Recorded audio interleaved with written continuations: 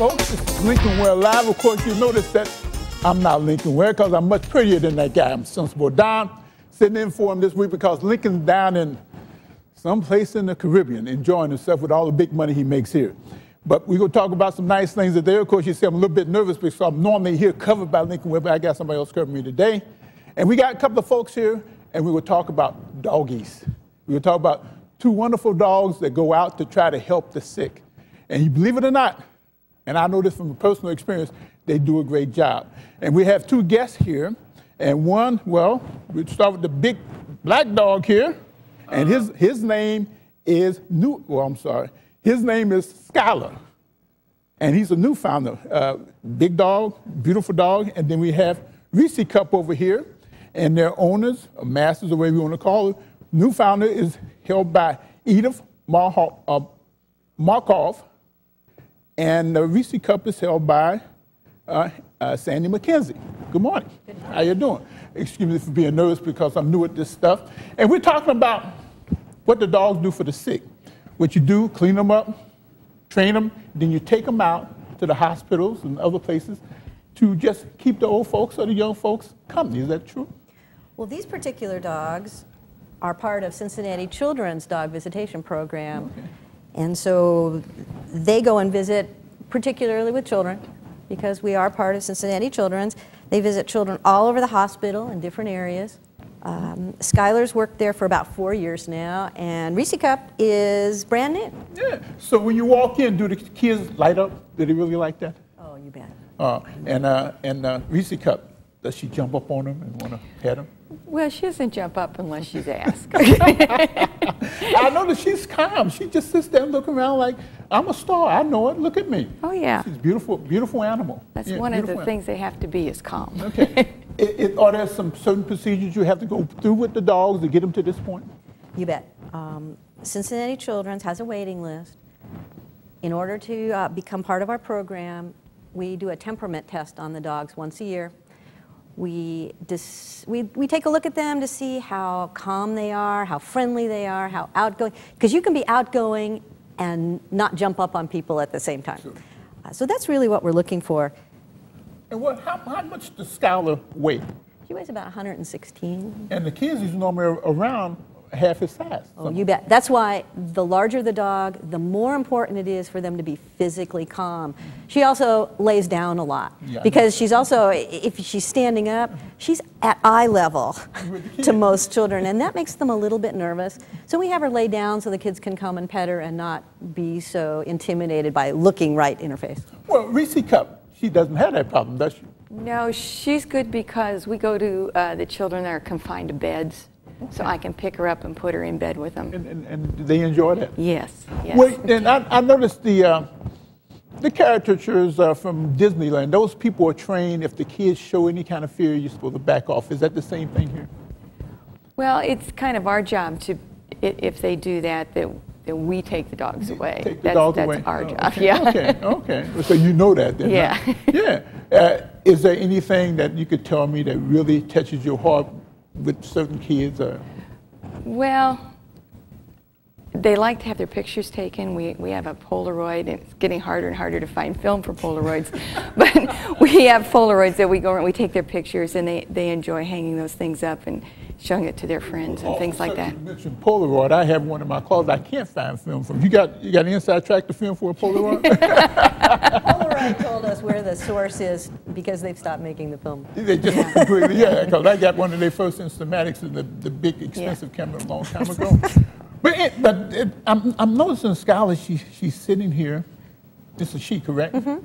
And you pointed out earlier that she won't sit here that long. Is that? Oh, she needs to lay down. We had her sitting before, and she's laid down because it's very hot in here, and she'll get tired of sitting up in the heat, so she'll lay down. It's cool on the floor. Yeah. Well, I noticed that with my dogs, they love to be on the floor under the bed. And I am a dog lover, and I have 2 Shih Tzus at home. Mm-hmm. Proud of them. It's spoiled rotten, but I would not give my dogs up for anything. You would have a problem getting my dogs out of my house because my wife loves them more than I do. But what you're noticing is that these dogs have been in here, 5 minutes? Right. They've never been here before. Right. They've never seen a facility like this before. But they're just lying here. Yeah. Well, when they came in, we back in the dressing room there. They walked in, looked around, oh, this is a nice place. And then they looked at me, oh, he's a nice guy. They came right over and licked my hand. So, like most people, they look at me and say, oh, he's wonderful. Let's go talk to him. So this is really fun for me because I love animals. And to have animals controlled like these, because my dog be running around, they'd be over there biting Charlie on the leg, and the other one be looking for food. But these dogs sitting here just having a nice time. And going to the hospital, and then I told you earlier about the fact when my father-in-law was in the nursing home, we used to take one of our Shih Tzus up. And they would actually look forward to that day each week when we bring that dog up. And they'd be laying in bed sick, but their heads would pop up when they see this dog coming, and they wanted the dog to come up in the bed to cuddle with them. So I know from personal experience how important it is to have somebody to really care for you when you're in the sick bed. Absolutely. Yes, it's really wonderful. I really like that. But one more thing about this, when they come, you train them. Do you train them for this specifically? Is it just something that nice dogs do? It's a combination of both. The dog has to have the personality to want to be outgoing, to be calm under stressful situations. And then the training that the owner, the handler puts on the dog to give them good manners. And then once they go to the hospital, we help them to understand the role of the dog in the different units. Okay, and you go only to children, is that correct? This program, the one that we're from today, is Children's Hospital, but there's a very large therapy dog contingent in the city of Cincinnati, greater Cincinnati area. There are several national certifying organizations that certify therapy dogs, and many facilities in the Cincinnati area are using dogs in their program. Hospitals, nursing homes, the library read program, schools. There's a lot of opportunities for doing therapy work with your dogs. Yeah, and I mentioned to you back in the dressing room that I took some blind folks on a bowling trip, which I thoroughly enjoyed, and they had their guide dogs with them. Those are service dogs. Service dogs, I'm saying, I mean, they get it right. Yeah. Service dogs, okay. But you mentioned that they're considering making miniature horses service animals. Service animals, absolutely. They're starting to use miniature horses as guide animals because of their long life and their intelligence. They're starting to use some monkeys, small monkeys, as service animals because of their dexterity. They have opposable thumbs. They can do a lot of different things for people. They're expanding the numbers and kinds of animals that can be used as service animals. Okay. And, you know, I've driven a bus for years and had a lot of service animals on my bus, all well-behaved and all beautiful animals. And I'm really proud when they get on the bus, you talk to them, they look at you like, well, okay, yeah, we know you. They get to know you and they sit down. In fact, I had one that really likes me. Tail wags when I get on the bus. But of course, I don't play with them because they're working. So it works out pretty good. But we're going to take a short break and get back with you in a couple of minutes and see what happens. And oh, I'm sorry, my mistake. We're wrapping up. Miss McKenzie, or Mrs. McKenzie, and Miss Markoff, VC Cup, and Skylar. We appreciate your time here this morning. And like you see, I'm new at this. You told me to wrap up. I wanted to talk to you more about the dogs. We appreciate your time. Really appreciate your time. We're going to a break now. Back to Lincoln Ware Live, and since we're done, in just a couple of seconds.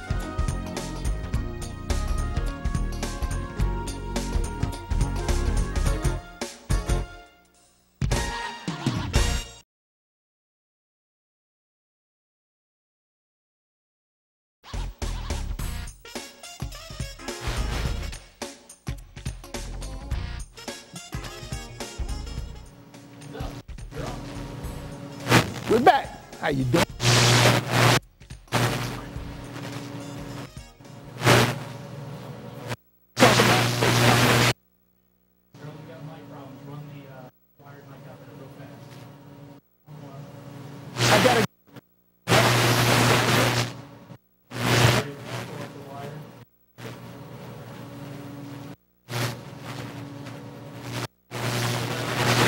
Trees around your home. Have I lost the mic? Am I ready to go now? We're talking about clear cutting of the trees around your home that Duke's coming in, and supposedly they're supposed to be just like trimming the trees back so they won't affect the electrical lines. And Mark here has lines that run into these big, huge towers. How tall are they, Mark? They're over 100 feet. 100 feet tall. And Duke wants to clear cut all the shrubbery around these trees, no matter where it is on your property, correct? 100. Through these transmission mains, it's the big steel towers. And what they were going to do is take 150 feet wide.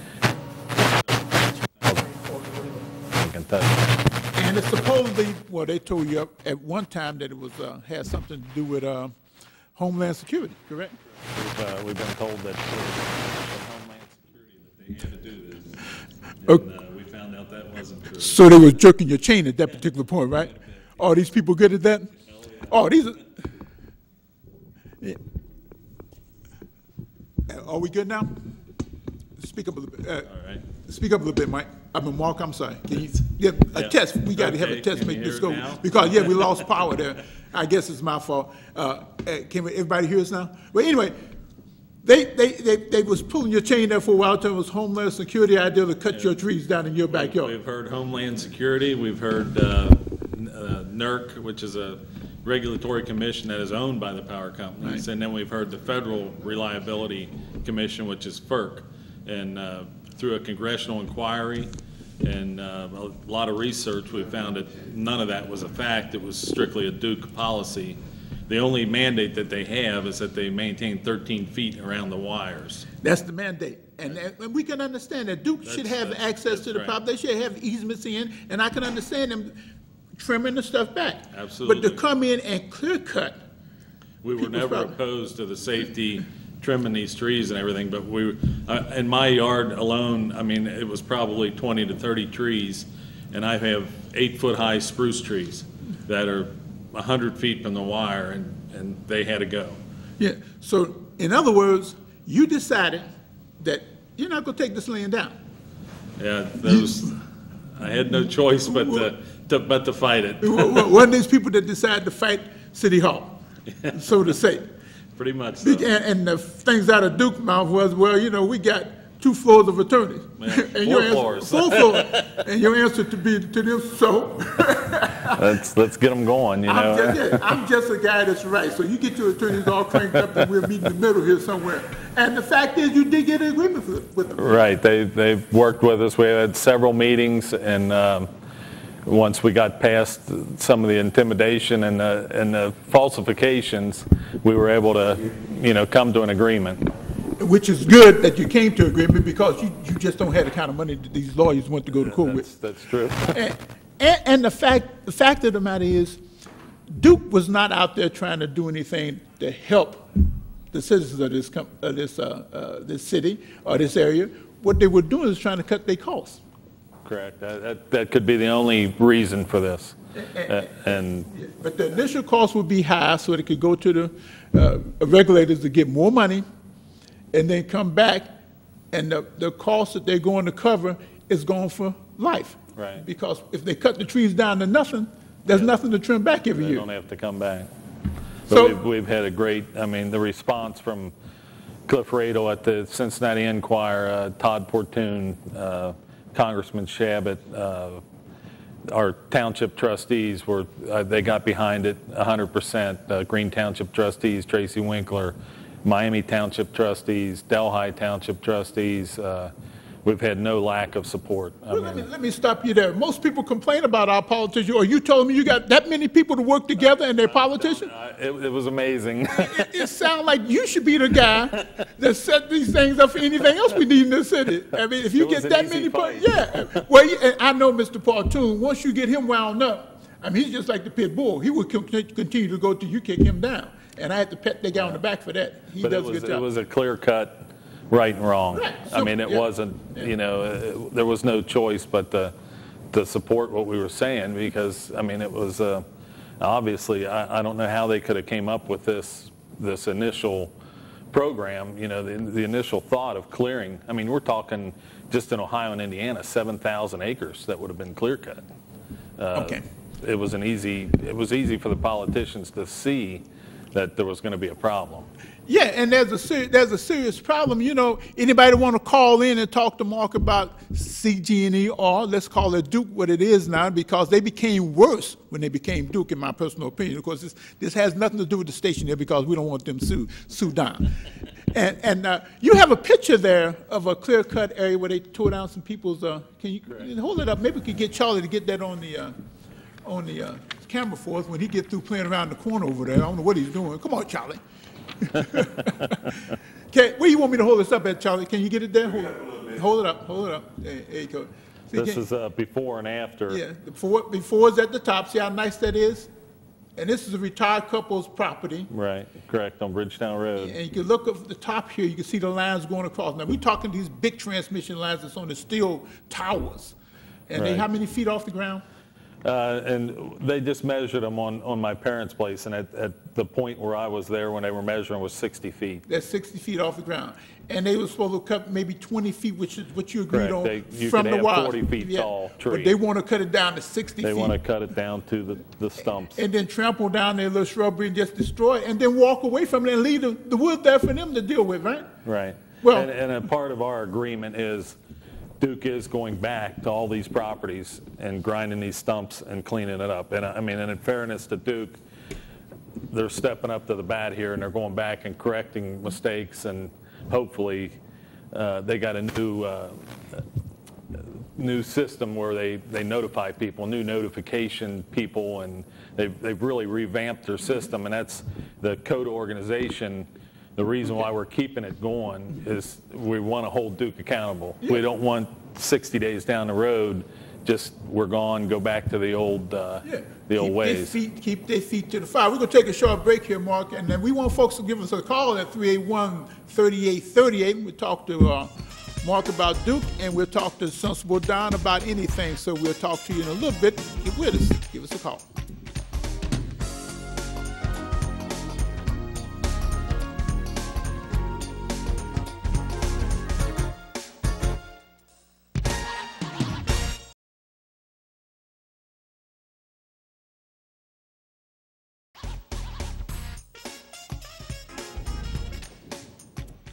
All right, now we're back on Lincoln Ware Live. Of course, I'm not Lincoln, as I told you earlier. It's Sensible Don sitting in for Lincoln while he's out partying somewhere, but you know, Lincoln parties all the time.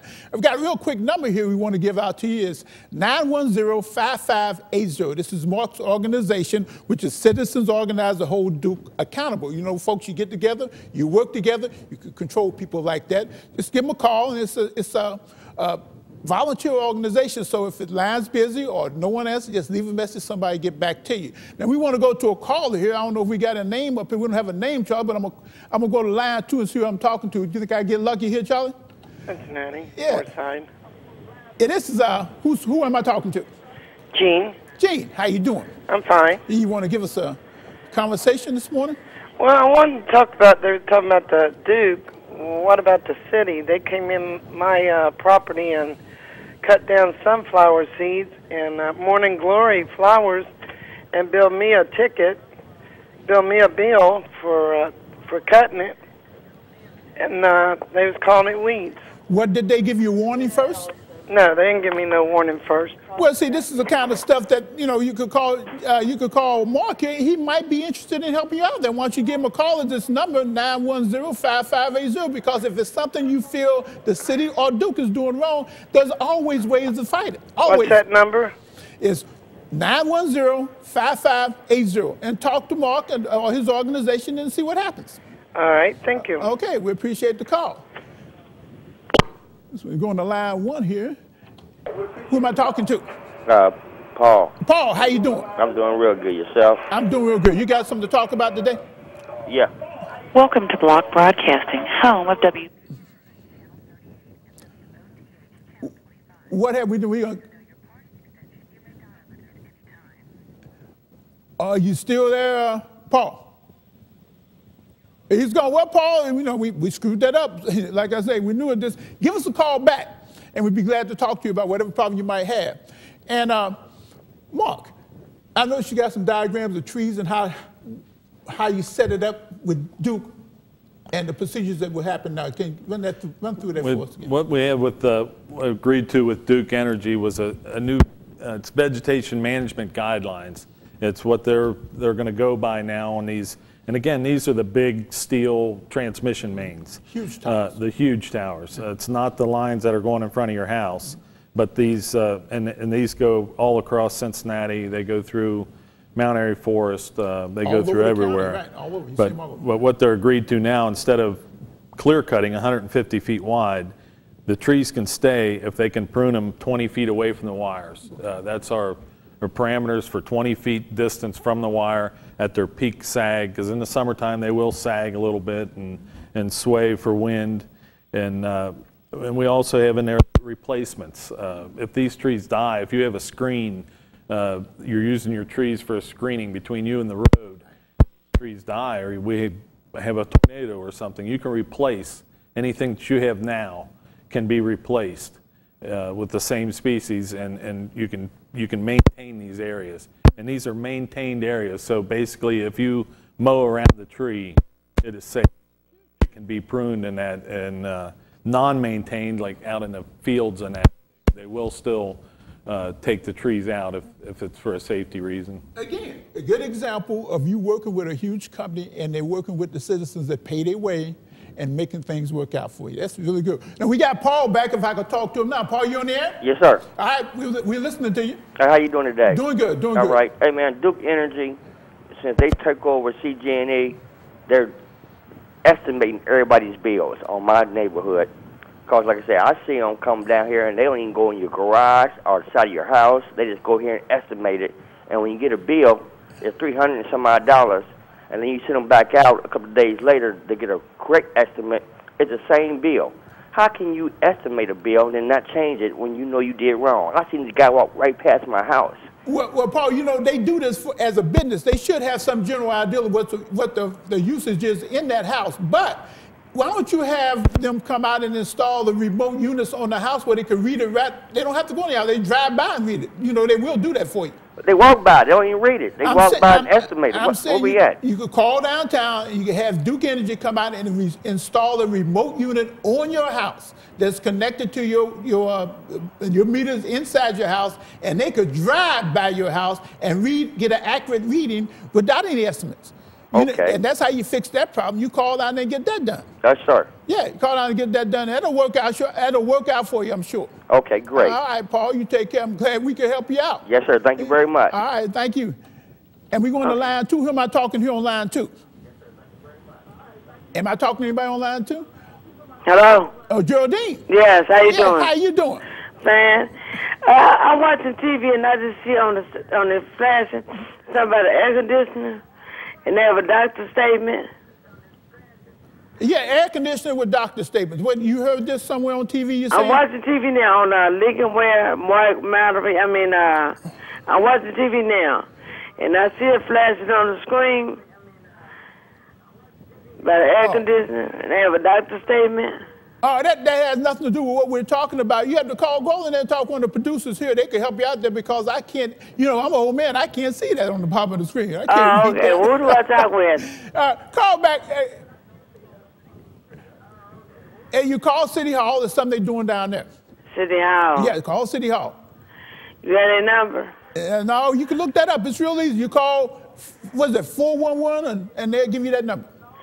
Okay, thank you. All right, thank you, Jordan. I appreciate your call. We're going to talk to Lisa. Lisa, how you doing?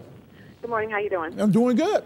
Good. Those remote readings, do they charge for those? No. All that's installed. It's been on my house for a couple of 3 years now, and it works out just fine because they did it. Of course, they did it after I moved my utility, my meters outside at my own expense. But if you have meters inside, you don't want them in your house, call and ask about the remote meters, and they can take care of that for you. And that's free of charge? Free of charge. As far as now, I'm telling you from what I know. It didn't cost me anything. But you never know what Duke's doing now. It didn't cost me anything. No, you don't know, but thank you. I appreciate the information. Okay. You have a good day. All right. I appreciate the call from you, Lisa. Mark, we're going to take a short break and let you know, right now I'm going to tell you that I appreciate you coming back. Because I'm glad to see that you're doing well with this organization, and we will talk to you someday in the future. If you have any more problems, give us a call. Come on back up and see you. Appreciate you coming by, Mark. Thank you. All right.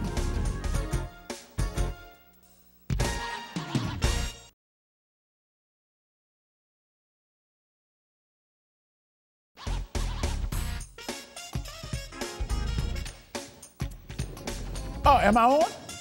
I mean, why don't you wake me up before I come on? But God, what is wrong with you? Just let me take my nap and then don't wake me up. Hey, I got rid of my man over here, Mark Wegman. But I like the guy so much, I told the producer, no, we're keeping him. I like the guy. We're keeping him. We got some more calls coming in for him. And I would like to point out again that he has a number you could call when you want to get something done against people like Duke Energy that decide because they're so powerful they can do as they please in this society when we know they can't do that because we are the people, we run this society, believe it or not. There's a number 910-5580 and the organization is Citizens Organized to Hold Duke Accountable. That's good for everybody. And if you could participate. If you can't participate, we won't worry about it. But the fact is, Mark got the job done at the pat the guy on the back. He got politicians to work together. This is a miracle man. This is a miracle man. We could go to the calls and we're going to talk to Sylvia. And Sylvia, how you doing? I'm fine. I'm just calling to thank Mark for standing his ground because I don't think the environment can afford to lose the extra oxygen from the trees with the carbon level being as high as it is. We agree on that because if they get a toehold, Mark, you can help me on this. If they get a toehold, they decide to cut the trees down all over the county because it's easier for them to just clear cut than trim. Right. It was definitely a money decision in the beginning, but luckily they turned a new leaf, as we say, and decided to go about it the old way and just prune, and that's what we were after from the beginning. And Sylvia, you saw a miracle here also. The politicians he named that came to the front to help, that really did their job. Is that not something new? Is that not something new for you? Amazing. Yeah, it is amazing. And we couldn't afford to lose the tree. That's right. All right, absolutely right. Sylvia, look, we appreciate your call. Thank you here. Thank you. All right, and I just can't get over that. You got politicians that work together. We had our organization's a lot of people and from a wide range of, from Miami Township and everybody that knew anybody. It wasn't just me. I mean, I was there through the whole thing, but it was definitely a group effort by a lot of people. It wasn't really caring for the people, it was caring for the trees. Yeah. So, you told me the politicians like trees better than they do people? I think they like votes. I don't know. We got another call coming in we want to talk to. I think I'm talking to Ward. Am I talking to Ward? Yes, good morning to yourself and Sister Dunn and to you, Mr. Wegman. Yeah, good morning. I just want to say thanks, for the group y'all started because somebody needs to hold them accountable, meaning Duke, because I feel like we're being duped and bushwhacked at the same time. But again, as far as Duke, I had heard about him. My brother works in Atlanta, and he was telling me about the services and the treatment they was getting down there. So it's no surprise to me that now that I got a foothold up here in Cincinnati, that they're trying to, do us any kind of way they want. So again, I just call to, say thanks again for forming this organization to hold them accountable because again, I feel like we're at the mercy of them along with the gas. Now, they going into other fields. So thanks, and I hope y'all can put that number back up there again. Now we got it here in front of me, 910-5580. You remember, folks, you have a genesis of an organization that can help you defeat Duke and some of the stuff that they're doing to you in this society now. Work with them, and it might work out for everybody because as a people, if we work together to get things right, it'll work. Believe it. Exactly. Thanks again, sir. Well, we appreciate your call, and think about this. You might be the man pretty soon. You might be the man controlling the politicians in this society for a while. What do you think? I don't know about that. How does that name fit? Boss Mark. I don't know about that. Of course, it was a group effort. Of course, Mark, I'm only joking because we know that you're out because you just wanted to stop cutting your trees. Yeah, and as we got into this, we started getting these phone calls, Right. and a lot of elderly people and houses that were there before the power lines. You know, and again, this is the big transmission mains, and people they thought they didn't have a choice. Right. They were bamboozled and Well, you thought should've- that they had and that's they what had we're a fighting choice. for. Yeah, they definitely had a choice. Let's talk to Linda here for a minute. Hey, Linda, how you doing? I'm doing fine. How about yourself? Doing real good, doing real good. I don't know if you can help me or not, but from January to June of this year, my meter was messed up and it wasn't making any readings for the gas usage. Uh-huh. They replaced the meter in the 11th of June. Now, I only use my gas at the most 2 minutes every day. And they sent me a thing in the mail saying that I owe them $230 for... How can that be? I mean, Well, you can dispute any bill at any time with Duke Energy. Now, if you have a problem with them, I could suggest that you go talk to one of the city council people. Those people have insight and the ability to talk to the people at Duke to work things out. That's what I suggest you do, because I'm just a layman at this, but that's what I would do. Okay. And Mark, and if you want to call Mark's organization and talk to him about it, you can do that also. The numbers is 910-5580, and see what happens. You have to just keep on churning, girl. I'm sorry. You have to keep on churning to make it work for you, Miss Lady. Okay. Well, I thank you. And you say that I can dispute this. Oh yeah, absolutely. You can dispute anything on earth. Anything, yeah. You just got to get somebody to listen to you. Absolutely, you can dispute. Okay. I might give Mark a call. I appreciate your call. And Mark, I might get rid of you this time, guy. I got these bosses out here making me, but now we got to do something else. But we appreciate you coming by. We appreciate you having us on. We appreciate talking to you, and we wish you the best of luck. And you folks that want to get in touch with Mark, it's 910-5580, and just call and work together and see what happens. And if you do that, work with the people, man. Support, once we got We're out now. Okay. Okay, thank you.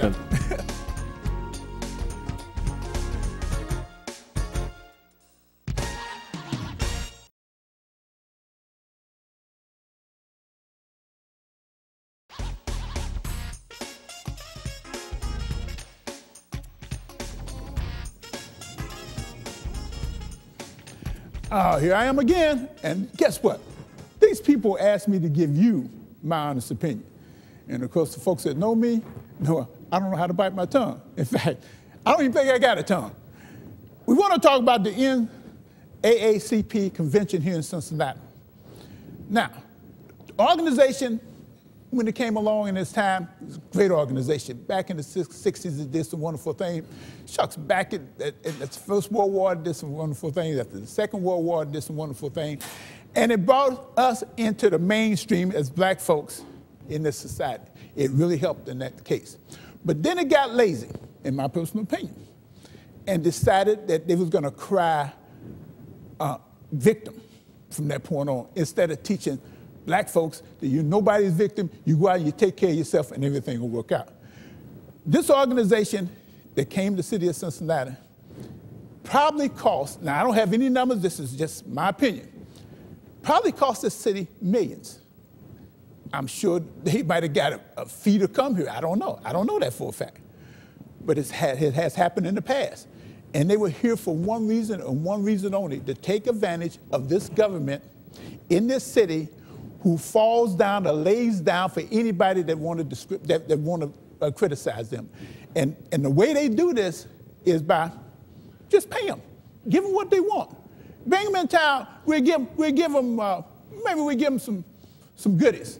A couple of hotel rooms, or maybe a couple of thousand hotel rooms, I don't know. Maybe we give them some catered food, I don't know. Or maybe we'll provide transportation from them through our free transit system, which is falling apart because they take care of too many people for nothing. And I used to work there and I know that. So my personal opinion, this city, when they brought this convention here, it probably cost them more than they took in revenues from the people being here. Of course, it's just my opinion. And if anybody else has an opinion about it, give me a call. I'm right here. Just 381-3838, and let me know what you think about my opinion. And if you want to argue the point, I'll be glad to do that because I love conflict. I don't know why. I just love conflict. And we got a call on the line already. They won't tell me the person's name. Is it too chicken to tell me his name? I'll tell you what, I'll bring him up. He's still talking. Oh, see, they told me my earpiece, they still talk to the guy. But seriously, the NAACP should be working toward making black folks responsible. Obama said that, and guess what Jesse said? The man's crazy. Why did Jesse say that? Because Jesse has been preaching for the last 50 years that we're victims. We can't do for ourselves. We can't be responsible for ourselves. We can't think for ourselves. We're at the point in life where we need a white man to go out and murder somebody so we can get permission to murder a black man. It makes no sense to me. But people live in that kind of atmosphere. We got to kill each other off because you know what? The white man did it. Does that make any sense to you? Does that make any sense to anybody that breathes and thinks that you have to do something because some other group of people is doing it? No. You need to work with your family and educate your young. Remember, people, the first thing, the absolute most important thing in this black community is the education of our young. And if we do that, hey, everything else will fall into place. But you have to start when they come out the womb. You can't start when they're 15 years old and got a gun crime against them and say, well, we got to get a program for them. What about midnight basketball? Does that make any sense to you? It made sense to some of these people. It makes no sense to me. You educate a kid from birth, not from the time that he commits a crime or the time that he decides to drop out of school. And I just fell into something. The dropout rate of young black males, outrageous. It's just plain outrageous. Why should that happen? And you know why it's happening? Because the people have been telling these young people for so long that the white man's going to hold them down, they just choose not to even try. And it makes no sense to me whatsoever. And we could go to Michael and see if he agree or disagree. Michael, how you doing? Hi, how you doing? How you been? I'm doing good. All right, what do you think? I was listening to the program. Yeah. And I remember you when you first got on the Metro. Right. Yeah. Michael Spears. Yeah, I remember, yeah. Yeah. Okay. How you been, man? I'm doing good. But, I know, I see. Yeah. We're not going to have a social out here, though. Tell me what you think about the NAACP and black folks in general. I think you're good. I think you need to be on there daily. I'm telling you. Because you tell it like it is, and that's what it needs to be done. Well, you don't sugarcoat nothing. No, nothing sugarcoated, and I have to pat myself on the back. The things that Bill Cosby are preaching now and the things that Barack Obama are preaching now, I've been screaming for the last 15 years. I know. Screaming. Anybody listen? Hey, do you remember Swartz Community Center? Yes, I do. That's when I met you and your partner, Greg. Oh, yeah, we played ball over there. Right. Yeah, we played ball over there, yeah. Yeah, yes, man, folks. it's good to hear from you, and keep on. Yeah, I really appreciate the call, and I really appreciate the pat on the back. Thanks, Mike, I appreciate All right. that. Yeah, but back to the point that I was trying to make about the fact that we're too busy having a pity party for ourselves to get out here and do what we got to do. Now, my experience comes from real life experience. It's not from a book from a PhD. It's not from a book from some college somewhere. I sit on a bus for 40 years and I look out that big window and I see exactly what's going on in the society. I talk to these people. I deal with these people, and I dealt with them every day for all that period of time. And lately, in this city and in this country, let's say the last 15 years, people have been coming here with skin darker than ours. Can't speak the language, know nothing about the culture. Then you look around and they're standing on the corner selling their wares every day. Rain, snow, sleet, hail, whatever. They out there selling their wares. And they selling their wares in the toughest neighborhoods in this city. Then next thing you look around, this guy's riding in his Mercedes, and he's the vice president of some company that he put together. And he is an African black man.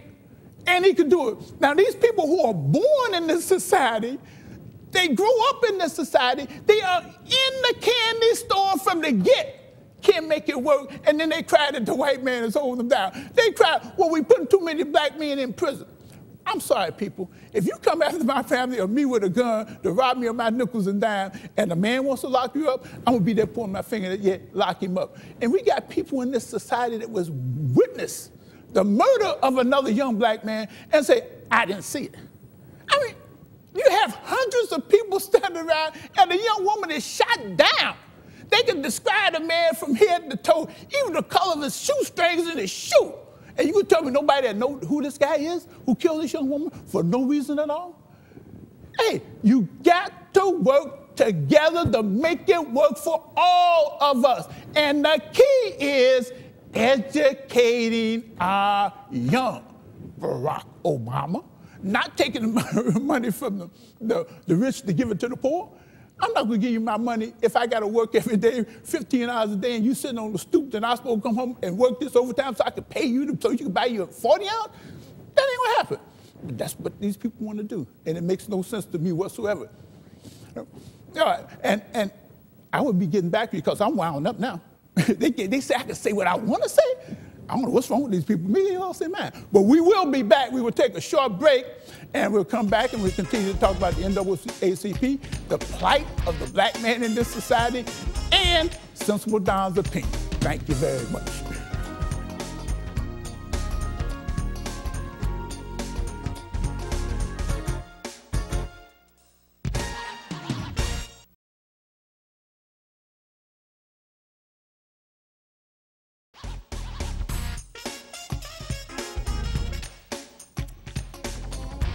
Back with you folks on Lincoln Well Live with Sensible Don. I made some points that I would like people to comment on. We're going right to the phone because we don't have a lot of time, so we're going to go talk to Ward. Ward, how you doing, guy? How you doing again, Sensible Don? Okay. I kind of agree with you a little bit on the NAACP. And then as far as, the society here for a black man, that's true. I mean, it is true that you can get what you want, if you work at it. But then again, born and raised here in Cincinnati, I know that the foreigners can come over here and get loans and preferential treatment before an African American could. That's not true, Ward. They don't get any preferential treatment. They come over and you see them working just like you do every day trying to make. We have foreigners driving the bus, and they do the exact same thing that I did, but they just have the energy when they finish driving the bus to go out and try to make other things work for them. And well, not just the energy too, but see, they also too. Before they even come here, they're together. They're together. As far as that they bring in something over here with them, other than just themselves. It's financial. No, it's called a work ethic. Well, that's true, too. It's called a work ethic. And if we stuck to that work ethic that our parents had and the parents before them had and the ones that was in slavery had, then we'd be better off. Yeah, well, that's true, too. Yeah. But again, like I said, too, if you can look around, especially these days, and see that you got more minorities over here now that's kind of real, like you say, had that same work ethic, but they'll work at it for less money. Well, that's true. But if you work at it for less money, then you move on up the ladder. I started working when I started my job. I started at $1.76 an hour, something like that. Right, about the same. Yeah. Me too. But you got to work your way up. And look, I got to move on to some more folks. I appreciate you. I appreciate your call. So we will talk to. How about Josh? Josh, how you doing, guy? I'm fine. How about yourself? Doing good. Doing good. Waiting for your opinion, Josh. Okay, I got a few things. Now, the first thing about excuse me? I'm listening. Go ahead. Okay. The first thing is about the immigrants or the Mexicans or whatever. It is a lot easier for them to come over and get more assistance from the government. It's easier for them to get assistance. Now, as far as what you said, a black man always blaming a white guy or the man or whatever, I don't feel that that's true because I know me and a lot of people in my family, we take responsibility for all of our actions, whether it be criminal or whatever the case may be. So I don't agree with you when you say, oh, they're always trying to blame the black or the white man, whatever, anything like that, because it's not true. Also, I have a lot of friends who says the same thing. And I try to educate them, hey, it's not the black man, it's you. Whatever you doing, you need to find something to change and try and, do something better. Right. You can't blame the white man because the white man can be your best friend and help you out in the utmost. And they will. All right, thanks a lot. All right, I appreciate that. And your point was well taken. The fact is, it's not all. I'm not saying all. I'm saying the fact is, if you listen to these people who are caught for criminal acts, they point to the fact that they wouldn't be doing it if the white man would have gave them a job. He don't have to give you anything. You have to earn what you get in this society. You understand what I'm saying? Oh, I understand. Yeah. You know what? I've everything that I have, I've earned because I work hard and I'm responsible. Right, absolutely. And then we had the people that support this kind of attitude, people who really know how it works, who say, well, we have to take care of our young men and not send them off to prison when they do stupid things. And no, that's not true. You should be punished from the birth canal when you do something stupid. You should suffer consequences early in life where you won't do stupid things later in life. And I really appreciate your call, Josh. No problem. All right. And we're going to talk to Anthony if we can find him out here. Anthony, how you doing? You got an opinion also? Yes, sir. About the educational situation, I agree. Children need to be educated. I graduated. I got a nursing degree. But my point is, before we throw money at these kids for an education, we need to change the mindset of the children and the parents. The children have to be responsible for learning. The parents have to be responsible to teach the kids. We took God out of the churches. We took corporal punishment out of the churches. I agree with you wholeheartedly. If you act up, there needs to be some corporal punishment. I mean, and you need to motivate these individuals. I don't want to throw money towards an educational program with individuals that aren't willing to learn. You're absolutely right. It does not take a pile of money or a Taj Mahal school to educate our young. All it takes is a parent who's interested in the child being educated properly, a teacher who's willing to work properly, and a child who participates. That's all we need. And all that stuff is available. That's all we need. I agree. And I agree with you 100%. And that's how it works. And look here, Anthony, I appreciate your call. Thank you very much, sir. Okay, Jimmy, look, we got 1 minute. You want to run something by me real quick? Hello? Jimmy, Yeah. we got 1 minute. Run it by me real quick. Yes, I wanted to make a point about, some of us blacks, even though we fought ourselves, like me, I have a felony, but I went back to school and I'm willing to work.